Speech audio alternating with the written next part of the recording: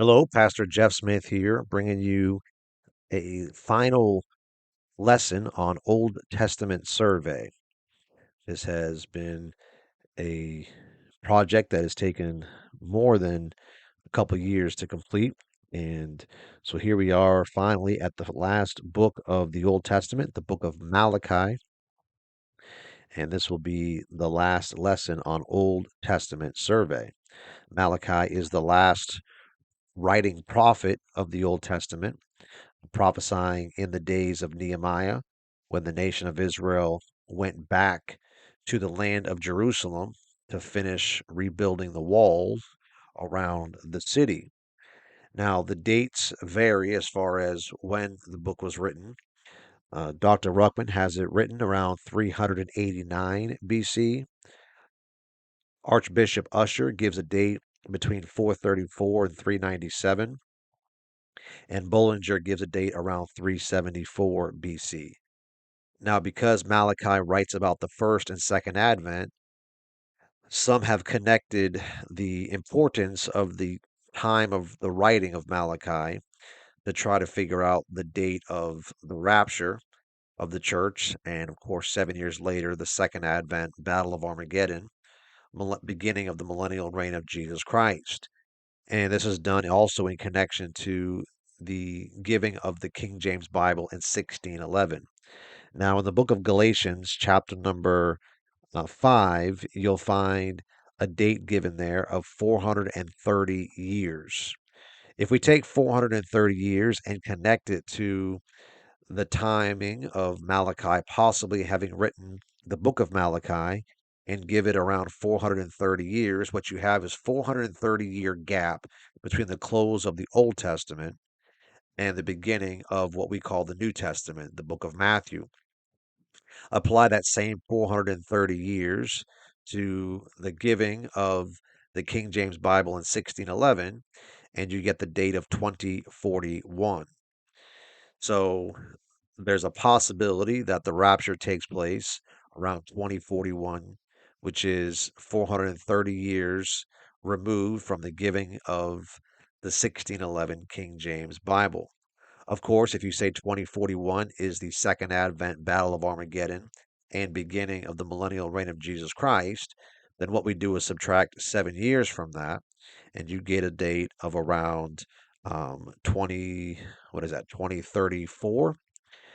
However, however, if we say 2041 is the rapture, because 1611 plus 430 is 2041. If we date the rapture, then 7 years later is 2048, which would be the date of the second advent. And of course, that would be 100 years later than when the nation of Israel became a state, a recognized state by America in 1941. So you have some dates to play around with there by using the date of 430 years as the gap between the writing of the book of Malachi and the first coming of the Lord Jesus Christ. And 430 does fit within uh, Usher's timeline, where he says between 434 and 397. So that's not far of a stretch, but to try to date the rapture necessarily off of that would probably be more of a stretch because we know it is always at hand. However, it is just sometimes enjoyable. It's a guilty pleasure of myself and probably others to try to connect some dots, especially when these things are found somewhere in the Bible. And again, in Galatians chapter number 5, um, down around, I'm sorry, I said 5, Galatians chapter number 3, you'll find in verse 17 that that there's a date there, or there's a number of years given there as 430 years connected to the law and whatnot. As far as what the book has to deal with, it has to deal with both the first and second advent of the Lord Jesus Christ. Malachi chapter 3, verses 1 through 3, you can find both the first in verse 1, first advent of Jesus Christ, and then in verses 2, really down through verse 5, you'll find the second advent with a little bit of millennial information in verse 3 sprinkled in, which connects you over to the book of Ezekiel and some information there regarding the millennial reign of Christ and the offerings that'll be and the sacrifices that'll take place in the millennium. So Malachi, and then in Malachi chapter 4, there's a clear reference there to the second advent in verse 1, and then the Battle of Armageddon, I should say, second advent in verse 1, and then the second advent slash millennial reign of Jesus Christ, where he's called the Son of Righteousness there in Malachi chapter 4 and verse number 2. Malachi means my messenger or the messenger of Jehovah. And so you'll find that Malachi is a great type picture of John the Baptist. He's obviously a type picture of Jesus Christ, who is the messenger of God the Father. He can be a type of the Christian, who is to be a messenger to go into all the world and preach the gospel. He can certainly be a picture of Moses and Elijah in the tribulation, who will be God's messengers, God's two witnesses that'll be preaching for 3.5 years. You'll find um, Malachi also connected to Isaiah chapter 40, verses 1 through 4. And there you'll find the ministry of John the Baptist also is mentioned again in Isaiah 40, verses 1 through 4. Of course, Isaiah chapter 40 would be the book of Matthew. Isaiah 39 would be the book of Malachi. So just some connections to John the Baptist and Malachi and Isaiah. And there you have some interesting things there, some minute nuggets, if you will. What else do we got? Malachi has 4 chapters, 55 verses, 1,781 words. Sometimes the book of Malachi is used to fleece the flock in trying to teach the tithe. You'll find that in verse number 10 of chapter 3, bring ye all the tithes into the storehouse. And in verse 9, he says, ye are cursed with a curse, for ye have robbed me, even this whole nation. So some of the brethren have been fleeced or have fleeced others by putting the church under the law, under a curse of the tithe, whereas the tithe is connected to the nation of Israel, not the spiritual nation, which is the church. The church has not replaced Israel, so the church is not under the tithe. The church gives um, uh, according to his own free will, as every man purposeth in his heart, so let him give, not grudgingly or of necessity. For God loveth a cheerful giver. That's the age of grace in which we are found. 2 Corinthians chapter 8 and 9. But in the Old Testament, they were under the curse of the law.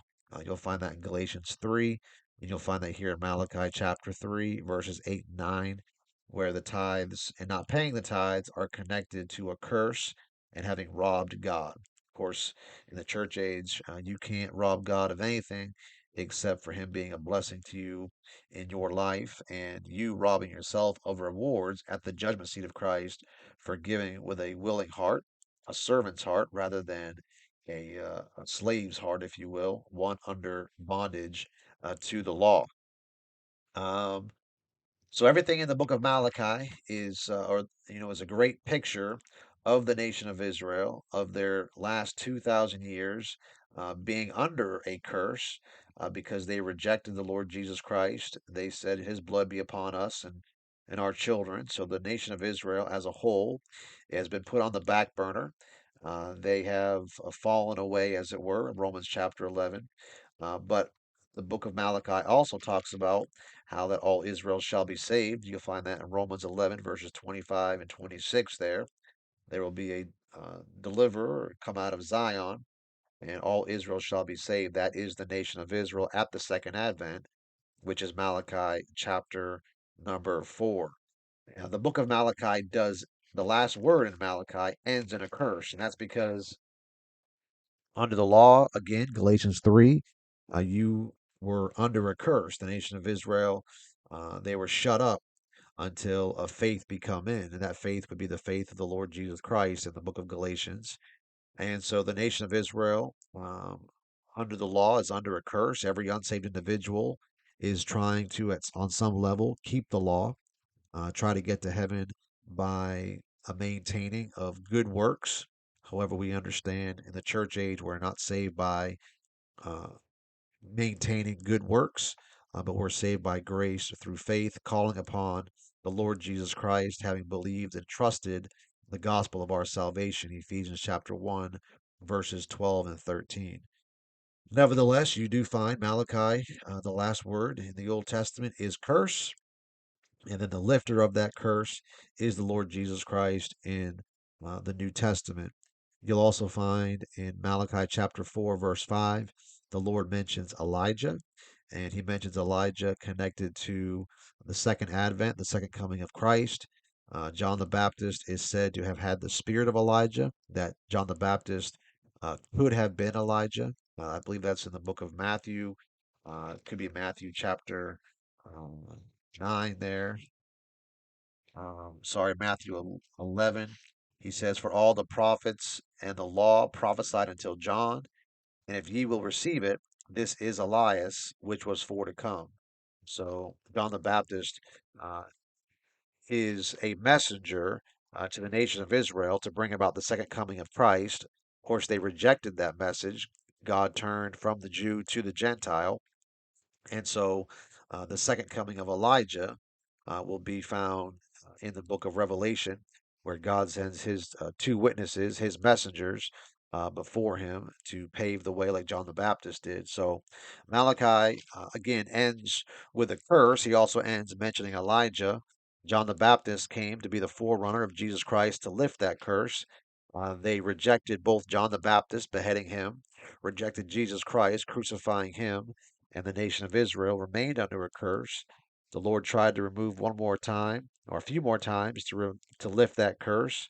But in Acts chapter number 7, they stoned Stephen, and so you have the coming of the church age doctrine there through Paul, and that has lasted for 2,000 years.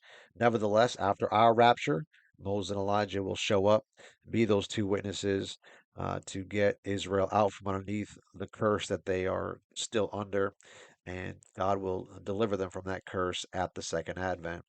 So that is the book of Malachi. That's some historical information, the dating of the writing, the context of the writing, some prophecy of the writing, and with that, we'll close out the book of Malachi and the Old Testament and our lessons on Old Testament survey.